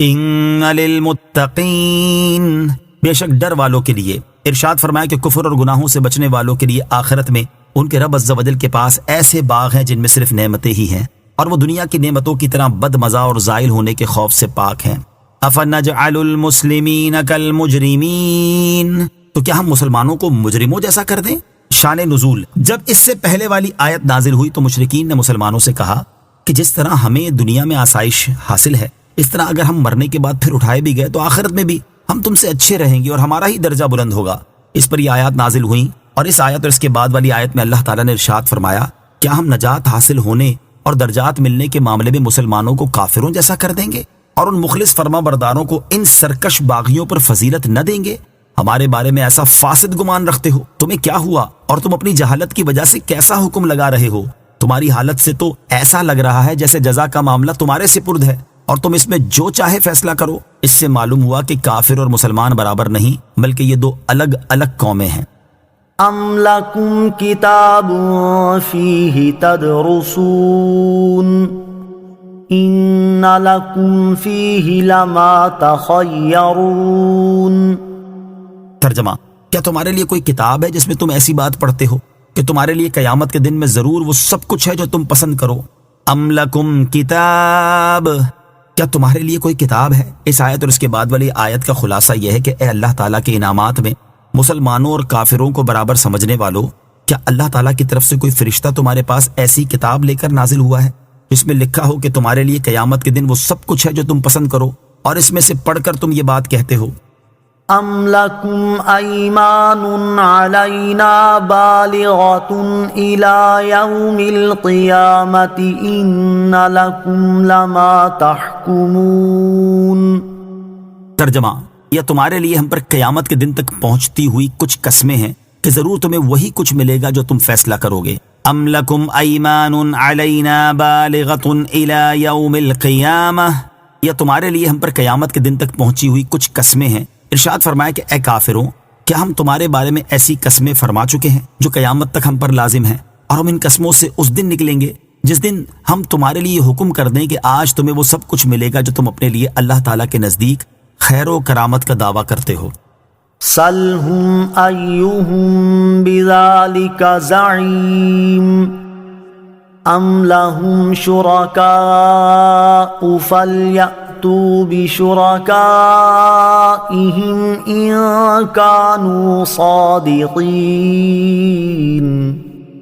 ترجمہ، تم ان سے پوچھو کہ ان میں کون اس کا ضامن ہے، یا ان کے لیے کچھ شریک ہیں تو وہ اپنے شریکوں کو لے آئیں اگر سچے ہیں۔ سلہم، تم ان سے پوچھو۔ اس آیت اور اس کے بعد والی آیت کا خلاصہ یہ ہے کہ اللہ تعالیٰ نے اپنے حبیب علیہ الصلوۃ والسلام کو خطاب کرتے ہوئے ارشاد فرمایا کہ اے پیارے حبیب صلی اللہ تعالیٰ علیہ وآلہ وسلم، آپ ان کفار سے پوچھیں کہ ان میں سے کون اس بات کا ضامن ہے کہ آخرت میں انہیں مسلمانوں سے بہتر یا ان کے برابر ملے گا، یا ان کے پاس کچھ شریک ہیں جو اس دعوے میں ان کی موافقت کر رہے ہیں اور وہ ان کے ذمہ دار بنے ہیں۔ اگر وہ اپنے دعوے میں سچے ہیں تو اپنے ان شریکوں کو لے آئیں۔ حقیقت یہ ہے کہ وہ خود بھی سمجھتے ہیں کہ وہ باطل پر ہیں، نہ ان کے پاس کوئی ایسی کتاب ہے جس میں یہ مذکور ہو جو وہ کہتے ہیں، نہ ان کے بارے میں اللہ تعالیٰ کا کوئی عہد ہے، نہ ان کا کوئی ضامن، اور نہ ہی کوئی ان سے موافقت کرتا ہے۔ یوم یکشف عن ساق ویدعون الی السجود فلا یستطیعون خاشعة ابصارهم ترهقهم ذلة وقد كانوا يدعون إلى السجود وهم سالمون۔ ترجمہ، جس دن معاملہ بڑا سخت ہو جائے گا اور کافروں کو سجدے کی طرف بلایا جائے گا تو وہ اس کی طاقت نہ رکھیں گے، ان کی نگاہیں نیچی ہوں گی، ان پر ذلت چڑھ رہی ہوگی، اور بے شک انہیں دنیا میں سجدے کی طرف بلایا جاتا تھا جبکہ وہ تندرست تھے۔ یوم یکشف عن ساق، جس دن معاملہ بڑا سخت ہو جائے گا۔ اس آیت اور اس کے بعد والی آیت کا خلاصہ یہ ہے کہ مشرکین اپنے شریکوں کو اس دن لے آئیں جس دن ایک ساق کھولی جائے گی تاکہ وہ انہیں فائدہ پہنچائیں اور ان کی سفارش کریں، اور قیامت کے دن کفار و منافقین کو ان کے ایمان کے امتحان اور دنیا میں سجدہ ریز نہ ہونے پر ڈانٹ ڈپٹ کے طور پر سجدے کی طرف بلایا جائے گا تو وہ سجدہ نہ کر سکیں گے، کیونکہ ان کی پشتیں تانبے کے تختے کی طرح سخت ہو جائیں گی، اور اس وقت ان کا حال یہ ہوگا کہ دنیا میں ایمان قبول نہ کرنے اور سجدوں کو ترک کرنے پر شرم و ندامت سے ان کی نگاہیں نیچی ہوں گی، ان کے چہرے سیاہ ہو جائیں گے اور ان پر ذلت چڑھ رہی ہوگی، حالانکہ انہیں رسولوں کی مقدس زبانوں سے دنیا میں سجدے کی طرف بلایا جاتا تھا، اور اذانوں اور تکبیروں میں حیا علی الصلاح، حیا علی الفلاح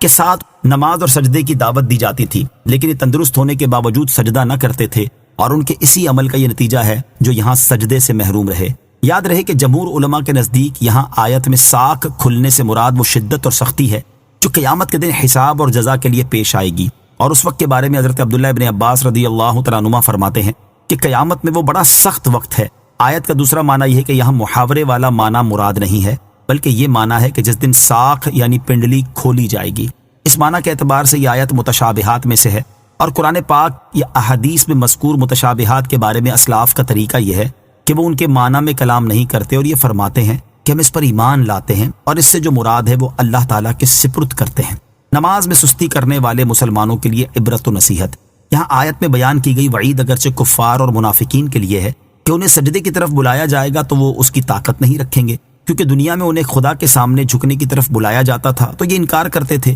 یہ اگرچہ کفار کے بارے میں ہے، لیکن اس میں ان مسلمانوں کے لیے بھی بہت عبرت اور نصیحت ہے جو شرعی عذر نہ ہونے کے باوجود نماز ادا نہیں کرتے، بلکہ بعض اوقات نماز ہی قضا کر دیتے ہیں، اس سرے سے نماز پڑھتے ہی نہیں۔ جماعت کے ساتھ نماز پڑھنے کا حکم دیتے ہوئے ایک مقام پر اللہ تعالیٰ ارشاد فرماتا ہے وَأَقِيمُوا الصَّلَاةَ وَآتُوا الزَّكَاةَ وَارْكَعُوا مَعَ الرَّاكِعِينَ۔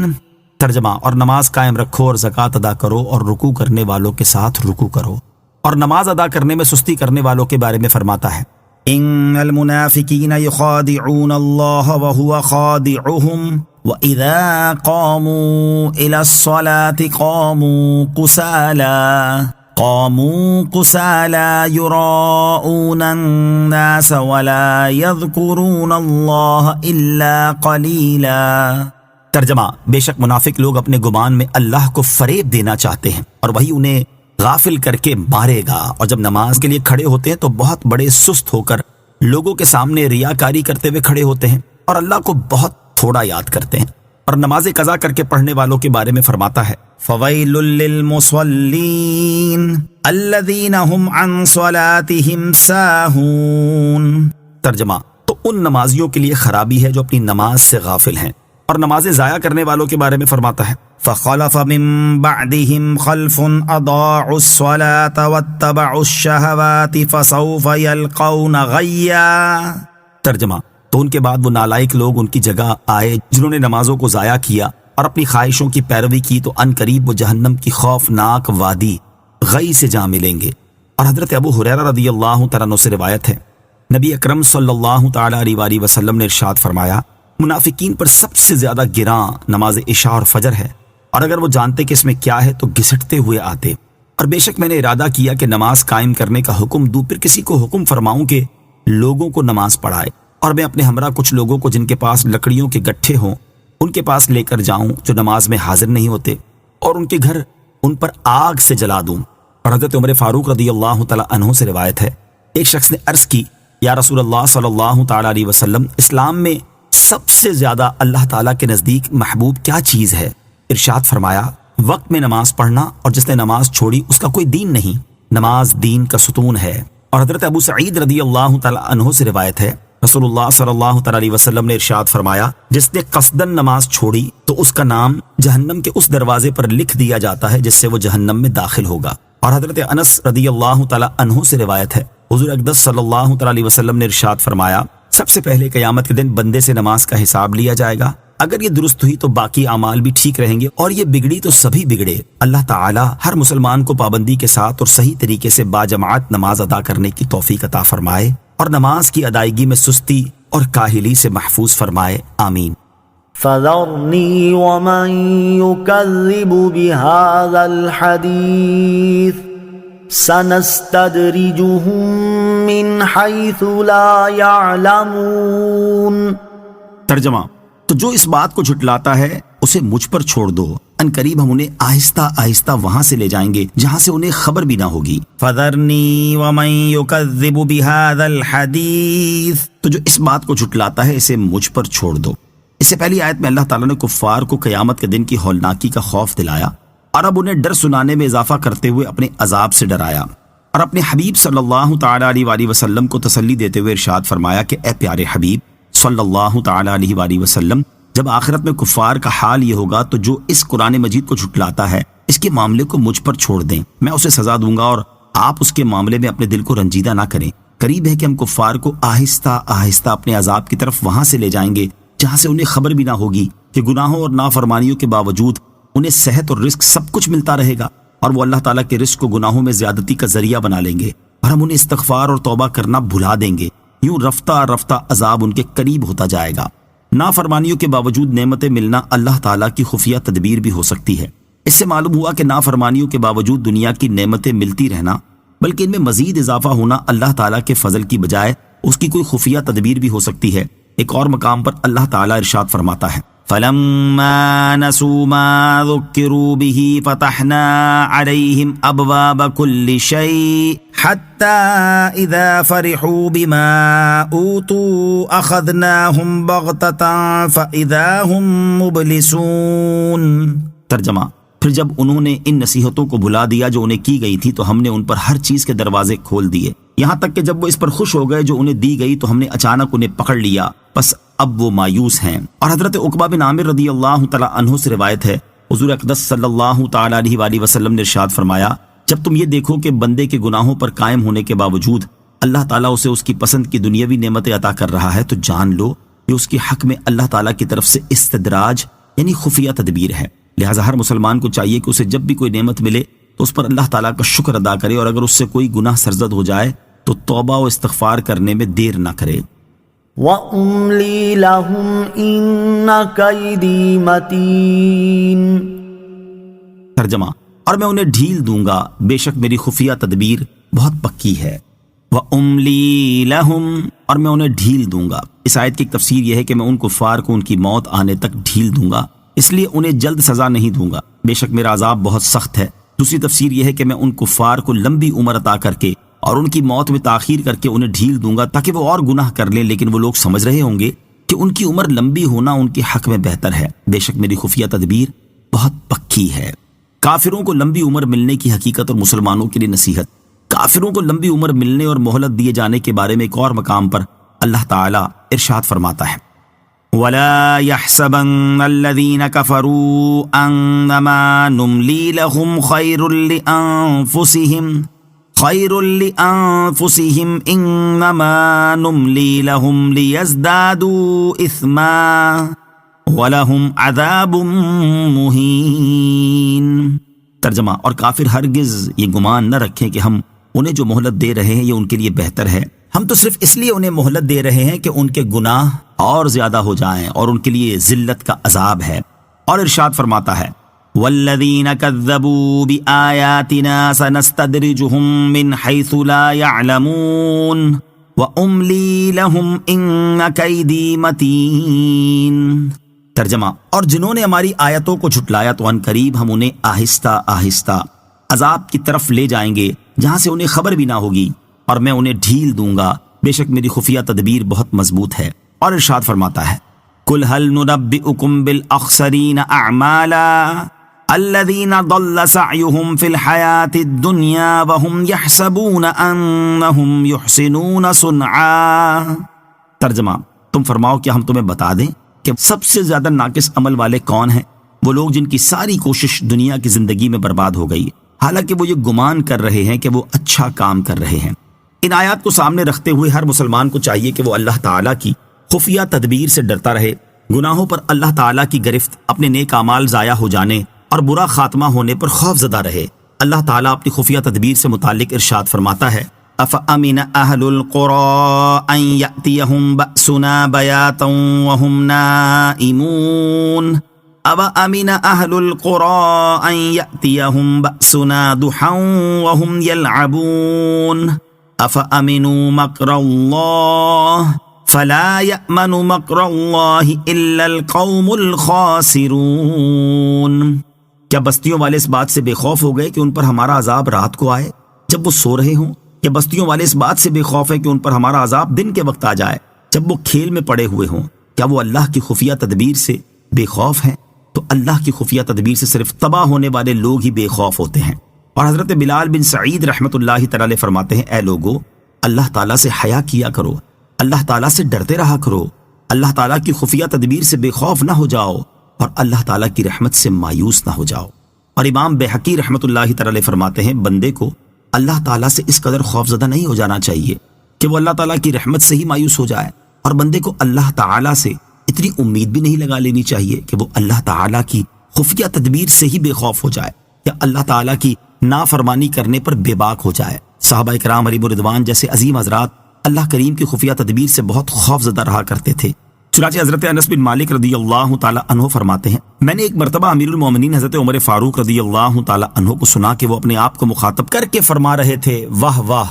اے عمر بن خطاب تو مسلمانوں کا امیر بن چکا ہے، خدا کی قسم تم اللہ تعالیٰ سے ڈرتے رہو ورنہ وہ تمہیں اپنے عذاب میں مبتلا کر دے گا۔ جب بارگاہ رسالت صلی اللہ تعالیٰ علیہ وسلم سے جنت کا پروانہ حاصل کر لینے والے قطعی جنتی حضرت عمر فاروق رضی اللہ تعالیٰ عنہ کا اللہ تعالیٰ کی خفیہ تدبیر سے ڈرنے کے معاملے میں یہ حال ہے، تو ہم جیسے لوگوں کو خود ہی غور کر لینا چاہیے کہ ہمیں اللہ تعالیٰ کی خفیہ تدبیر سے کس قدر ڈرنا چاہیے۔ حضرت بشر حافی رحمۃ اللہ تعالی فرماتے تھے ہم نے لوگوں کو اس طرح پایا کہ ان کے اچھے اعمال پہاڑوں کی طرح ہیں، لیکن اس کے باوجود وہ دھوکے میں نہیں ہیں، اور تم لوگوں کے پاس کوئی عمل نہیں اور تم دھوکے میں مبتلا ہو۔ اللہ کی قسم ہماری باتیں زاہدوں کی باتیں جیسی ہیں اور ہمارے اعمال متکبرین اور منافقین کے اعمال جیسے ہیں۔ اللہ تعالی ہمیں اپنی خفیہ تدبیر سے ہر دم خوف زدہ رہنے کی توفیق عطا فرمائے، آمین۔ ام تسألهم اجرا فهم من مغرم مثقلون۔ ترجمہ، یا کیا تم ان سے اجرت مانگتے ہو کہ وہ تاوان کے بوجھ میں دبے ہوئے ہیں؟ ام تسألهم اجرا، یا کیا تم ان سے اجرت مانگتے ہو؟ ارشاد فرمایا کہ اے پیارے حبیب صلی اللہ تعالیٰ علیہ وسلم، کیا آپ رسالت کی تبلیغ پر ان سے کوئی اجرت مانگتے ہیں کہ انہیں اپنے مالوں سے وہ تاوان ادا کرنا بھاری پڑ رہا ہے اور وہ اسی تاوان کے بھاری بوجھ کے نیچے دبے ہونے کی وجہ سے ایمان نہیں لا رہے؟ اور جب ایسا بھی نہیں ہے تو پھر ایمان قبول کرنے سے اعراض کرنے کا ان کے پاس کیا عذر ہے؟ ام عندهم الغیب فهم یکتبون۔ ترجمہ، یا ان کے پاس غیب کا علم ہے کہ وہ لکھ رہے ہیں؟ ام عندهم الغیب، یا ان کے پاس غیب کا علم ہے، یعنی اے حبیب صلی اللہ تعالیٰ علیہ وسلم، کیا ان کفار کے پاس لوح محفوظ ہے جس میں آئندہ ہونے والے واقعات کی خبریں ہیں اور یہ لوگ اس میں موجود باتیں لکھ رہے ہیں اور اس بنا پر آپ سے جھگڑ رہے ہیں اور یہ دعویٰ کرتے ہیں کہ وہ اپنے رب عز و جل کے ساتھ کفر کرنے کے باوجود اللہ تعالیٰ کی بارگاہ میں ایمان والوں سے اعلیٰ درجہ رکھتے ہیں؟ فاصبر لحکم ربک ولا تکن کصاحب الحوت اذ نادى وهو مكظوم۔ ترجمہ، تو تم اپنے رب کے حکم تک صبر کرو اور مچھلی والے کی طرح نہ ہونا جب اس نے اس حال میں پکارا کہ وہ بہت غمگین تھا۔ فاصبر لحکم ربک، تو تم اپنے رب کے حکم تک صبر کرو، یعنی اے حبیب صلی اللہ تعالیٰ علیہ وسلم، کفار کو مہلت دینے اور ان کے خلاف آپ کی مدد کو مؤخر کرنے کے معاملے میں آپ اپنے رب عز و جل کے حکم کا انتظار کریں اور ان کی طرف سے پہنچنے والی ایذاؤں پر صبر کریں۔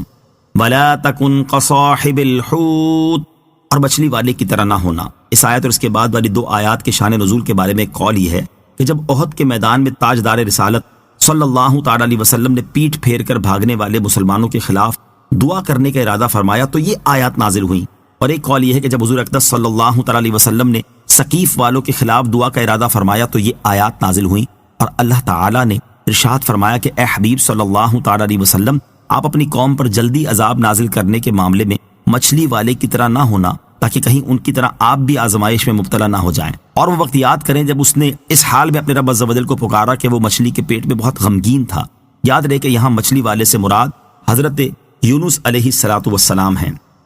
لولا ان تداركه نعمة من ربه لنبذ بالعراء وهو مذموم فاجتباه ربه فجعله من الصالحين۔ ترجمہ، اگر اس کے رب کی نعمت اسے نہ پا لیتی تو وہ ضرور چٹیل میدان میں پھینک دیا جاتا اور وہ ملامت کیا ہوا ہوتا، تو اسے اس کے رب نے چن لیا اور اپنے قرب خاص کے حقداروں میں کر لیا۔ لولا ان تدارکہ نعمت من ربہ، اگر اس کے رب کی نعمت اسے نہ پا لیتی۔ اس آیت کی تفسیر یہ ہے کہ اگر حضرت یونس علیہ السلام کے رب عز و جل کی رحمت ان کی دستگیری نہ کرتی اور اللہ تعالیٰ ان کے عذر اور دعا کو قبول فرما کر ان پر انعام نہ فرماتا تو وہ ضرور ملامت کیے ہوئے مچھلی کے پیٹ سے چٹیل میدان میں پھینک دیے جاتے، لیکن ایسا نہیں ہوا، بلکہ اللہ تعالیٰ نے ان پر رحمت فرمائی اور وہ بغیر ملامت کیے ہوئے مچھلی کے پیٹ سے باہر تشریف لائے۔ دوسری تفسیر یہ ہے کہ اگر حضرت یونس علیہ السلام کے رب عز و جل کی رحمت ان کی دستگیری نہ فرماتی تو وہ قیامت تک مچھلی کے پیٹ میں ہی رہتے، پھر وہ ضرور ملامت کیے ہوئے میدان حشر میں پھینک دیے جاتے۔ فاجتباہ ربہ، تو اسے اس کے رب نے چن لیا، یعنی حضرت یونس علیہ السلام کے دعا کرنے اور اپنا عذر پیش کرنے کی وجہ سے اللہ تعالیٰ نے انہیں چن لیا اور ان کی نیکی کی صفات کو مزید ترقی دی اور انہیں ہر ایسا کام کرنے سے محفوظ کر دیا جسے چھوڑ دینا بہتر ہو۔ وَإِن يَكَادُ الَّذِينَ كَفَرُوا لَيُزْلِقُونَكَ بِأَبْصَارِهِمْ لَمَّا سَمِعُوا الذِّكْرَ وَيَقُولُونَ إِنَّهُ لَمَجْنُونٌ وَمَا هُوَ إِلَّا ذِكْرٌ لِّلْعَالَمِينَ۔ ترجمہ: اور بے شک کافر جب قرآن سنتے ہیں تو ایسے معلوم ہوتا ہے کہ گویا اپنی آنکھوں سے نظر لگا کر تمہیں ضرور گرا دیں گے، اور وہ کہتے ہیں یہ ضرور عقل سے دور ہیں، حالانکہ وہ تو تمام جہانوں کے لیے نصیحت ہی ہیں۔ وَإِن يَكَادُ الَّذِينَ كَفَرُوا، اور بے شک ضرور کافر تو ایسے معلوم ہوتے ہیں۔ اس آیت اور اس کے بعد والی آیت کا خلاصہ یہ ہے کہ اے حبیب صلی اللہ تعالیٰ علیہ وآلہ وسلم، کافر جب قرآن سنتے ہیں اور بغض و عداوت کی نگاہوں سے آپ کو گھور گھور کر دیکھتے ہیں تو ایسے معلوم ہوتا ہے کہ گویا اپنی آنکھوں کے ساتھ نظر لگا کر تمہیں اپنی جگہ سے گرا دیں گے، اور جب آپ کو قرآن کریم پڑھتے دیکھتے ہیں تو حسد و اناد اور لوگوں کو نفرت دلانے کے لیے آپ کی شان میں کہتے ہیں یہ ضرور عقل سے دور ہیں، حالانکہ جس قرآن کی وجہ سے وہ لوگ رسول کریم علیہ الصلوۃ والسلام کی طرف جنون کی نسبت کر رہے ہیں وہ تو جنوں کے لیے بھی اور انسانوں کے لیے بھی نصیحت ہی ہے، لہٰذا وہ شخصیت مجنون کس طرح ہو سکتی ہے جو قرآن جیسی کتاب لے کر آئی ہو۔ شان نزول: منقول ہے کہ عرب میں بعض لوگ نظر لگانے میں شہرائے آفاق تھے اور ان کی حالت تھی کہ دعویٰ کر کے نظر لگاتے تھے، اور جس چیز کو انہوں نے نقصان پہنچانے کے ارادے سے دیکھا تو وہ دیکھتے ہی ہلاک ہو گئی۔ ایسے بہت سے واقعات ان کے تجربے میں آ چکے تھے، اس لیے کفار نے ان سے کہا کہ رسول کریم علیہ الصلوۃ والسلام کو نظر لگائیں، تو ان لوگوں نے حضور پرنور علیہ الصلوۃ والسلام کو بڑی تیز نگاہوں سے دیکھا اور کہا کہ ہم نے اب تک نہ ایسا آدمی دیکھا اور نہ ایسی دلیلیں دیکھیں۔ ان لوگوں کا کسی چیز کو دیکھ کر حیرت کرنا ہی ستم ہوتا تھا، لیکن ان کی یہ تمام جد و جہد ان کی طرف سے دن رات کی جانے والی دیگر سازشوں اور فریب کاریوں کی طرح بیکار گئی، اور اللہ تعالیٰ نے اپنے حبیب علیہ الصلوۃ والسلام کو ان کے شر سے محفوظ رکھا اور یہ آیت نازل ہوئی۔ نظر کی حقیقت اور نظر بد کا علاج: اس سے معلوم ہوا کہ نظر واقعی لگ جاتی ہے، احادیث میں بھی اس چیز کو بیان کیا گیا ہے، چنانچہ حضرت ابو ہریرہ رضی اللہ تعالیٰ عنہ سے روایت ہے، نبی اکرم صلی اللہ تعالیٰ علیہ وآلہ وسلم نے ارشاد فرمایا نظر کا لگ جانا درست ہے، اور حضرت عبداللہ ابن عباس رضی اللہ تعالیٰ عنہما سے روایت ہے، نبی کریم علیہ الصلوۃ والسلام نے ارشاد فرمایا نظر حق ہے، اور اگر کوئی چیز تقدیر سے سبقت لے جاتی تو وہ نظر ہوتی، اور جب تم سے آزاد ہونے کا کہا جائے تو دھو دو۔ اور حضرت جابر رضی اللہ تعالیٰ عنہ سے روایت ہے، رسول اللہ صلی اللہ تعالیٰ علیہ وسلم نے ارشاد فرمایا بے شک نظر کا اثر یہاں تک ہو جاتا ہے کہ وہ آدمی کو قبر میں داخل کر دیتی ہے اور اونٹ کو ہنڈیا میں ڈال دیتی ہے۔ زیر تفسیر آیت نظر بد کے علاج کے لیے اکسیر ہے، چنانچہ حضرت حسن رضی اللہ تعالیٰ عنہ فرماتے ہیں کہ جس کو نظر لگے اس پر یہ آیت پڑھ کر دم کر دی جائے۔ وَمَا هُوَ إِلَّا ذِكْرٌ لِّلْعَالَمِينَ، حالانکہ وہ تو تمام جہانوں کے لیے نصیحت ہی ہیں۔ اس آیت کا ایک معنی اوپر بیان ہوا کہ قرآن مجید جنوں اور انسانوں سبھی کے لیے نصیحت ہے، اور بعض مفسرین نے فرمایا کہ یہاں ہوا ضمیر کا مصداق رسول اللہ صلی اللہ تعالیٰ علیہ وسلم ہے، اور ذکر فضل و شرف کے معنی میں ہے۔ اس صورت میں اس آیت کا معنی یہ ہے کہ سید المرسلین صلی اللہ تعالیٰ علیہ وسلم تمام جہانوں کے لیے شرف ہیں، تو ان کی طرف جنون کی نسبت کس طرح کی جا سکتی ہے؟ آمنت باللہ صدق اللہ العظیم۔